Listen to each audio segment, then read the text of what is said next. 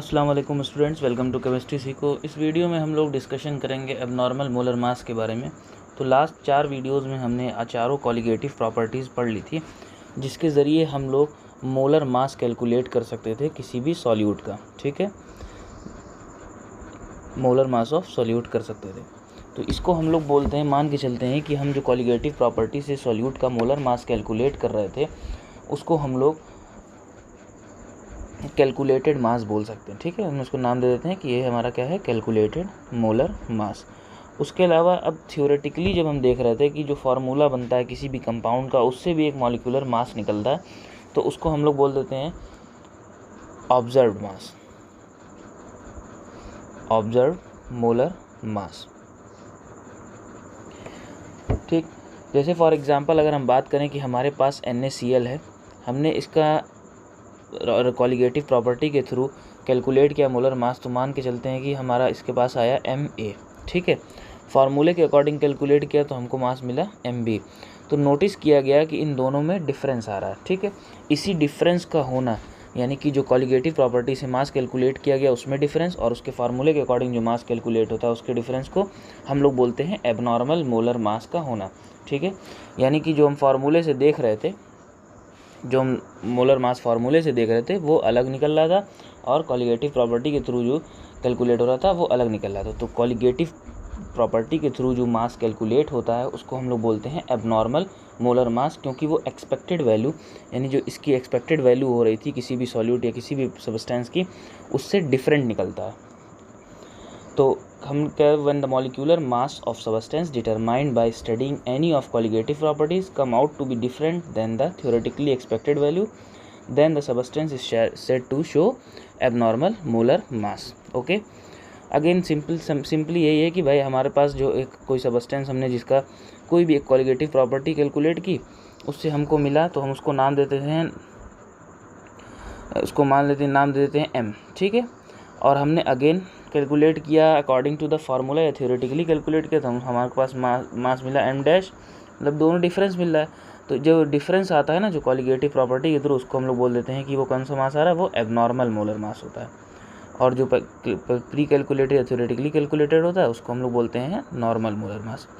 ठीक है, तो अब दोनों में डिफरेंस आ रहा था, तो इस डिफरेंस को अकाउंट करता है एक फैक्टर जिसको हम लोग नाम देते हैं क्या, वॉन हॉफ फैक्टर। ये बहुत इंपॉर्टेंट टॉपिक है हमारी, वॉन हॉफ फैक्टर। ये बात है 1880 की, जब ये चीज़ अकाउंट में आई, नोटिस की गई कि कॉलिगेटिव प्रॉपर्टी से जो कैलकुलेट हो रहा है मास वो एबनॉर्मल निकल रहा है, यानी ओरिजिनल से थोड़ा डिफरेंट निकल रहा है। तो एक साइंटिस्ट थे वॉन हॉफ नाम के, उन्होंने एक फैक्टर इंट्रोड्यूस किया I। ये फैक्टर I जो है बेसिकली अकाउंट होता है, मतलब बताता है कि कितना जो है एक्सटेंट तक ये डिफरेंस आ रहा है। ठीक है, तो इनके अकॉर्डिंग जो वॉन हॉफ फैक्टर होता है वो इक्वल टू होता है किसके, नॉर्मल मोलर मास के। नॉर्मल मोलर मास का रेशियो किससे कर देंगे हम, एबनॉर्मल मोलर मास से।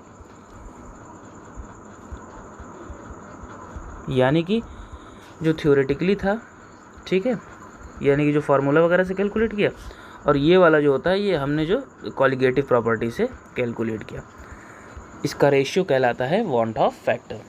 अब इस वॉन हॉफ फैक्टर को अगर हम लोग नोटिस करते हैं तो ये हर कॉलिगेटिव प्रॉपर्टी पे इफ़ेक्ट डालता है। ठीक है, इसीलिए ना कभी कभी लिखा जाता है कि van't Hoff factor is equals to होता है observed colligative property, observed colligative property upon calculated colligative property. मतलब ऑब्जर्व कुछ और किया गया, जब कैलकुलेशन किया गया तो कुछ और निकला। ठीक है, और जब हम इस फैक्टर को सारे कॉलिगेटिव प्रॉपर्टीज़ पर अप्लाई करते हैं तो हमको कुछ इक्वेशंस मिलते हैं डिफरेंट। जैसे कि अगर हम बात करें relative lowering in vapour pressure की, ठीक है, relative lowering in vapour pressure की अगर हम बात करें तो इसका हमको फार्मूला मिलता है क्या, P0A minus PA upon P0A I NB upon NA, जहाँ पर ये वॉन हॉफ फैक्टर लगाया गया है ताकि हम जो एबनॉर्मेलिटी आ रही थी उसको हम कंसीडर कर सकें इक्वेशन के थ्रू। इसी तरह से अगर हम बात करें इबिलियोस्कोपी पे, यानी कि जो एलिवेशन हो रहा था बॉइलिंग पॉइंट में नॉन वोलेटाइल सोल्यूट डालने पर, अगर हम उसको कंसीडर करें तो हमारे पास क्या इक्वेशन मिलता है, delta TB is equals to I KB M। Again इसी तरह से हम बात करते हैं क्रायोस्कोपी की। तो क्रायोस्कोपी में फ्रीजिंग पॉइंट का डिप्रेशन हो रहा था, तो हमको वहाँ पर भी ये फैक्टर मिलता है IKFM। ठीक है। सिमिलरली हमारी जो चौथी कॉलिगेटिव प्रॉपर्टी थी, जिसको हम लोग बोलते हैं क्या, ऑस्मोटिक प्रेशर। तो ऑस्मोटिक प्रेशर को भी हम लोग पाई से डिनोट करते हैं, तो वो भी हमको अकाउंट में लेना पड़ता है। तो हमको कुछ इस तरह का फार्मूला मिलता है। तो बिना वॉन हाफ फैक्टर के अकाउंट में लिए, बिना वॉन हाफ फैक्टर को यूज़ किए हम अगर इससे रिलेटेड न्यूमेरिकल्स लगाएंगे तो हमारे क्वेश्चंस मिस्टेक हो सकती है। इसलिए हम लोग को इसको समझना पड़ता है और इसको मतलब बेसिकली हम ना जब कैलकुलेशन करेंगे किसी भी कोलिगेटिव प्रॉपर्टी का, अगेन न्यूमेरिकल्स वगैरह करते हैं, तो वहाँ पर हम लोग वॉन हाफ फैक्टर को इस्तेमाल करते हैं। ठीक है। तो ये होता है हमारा वॉन हाफ फैक्टर, जो कि एबनॉर्मेलिटी जो आ रही है प्रॉपर्टीज़ में उसको अकाउंट करता है। ठीक है। तो इस वीडियो में बस इतना ही। Thanks for watching. ये हमारे सॉल्यूशन की लास्ट वीडियो थी। अब हम लोग शुरू करेंगे अगला चैप्टर, जो कि है हमारा इलेक्ट्रोकेमिस्ट्री।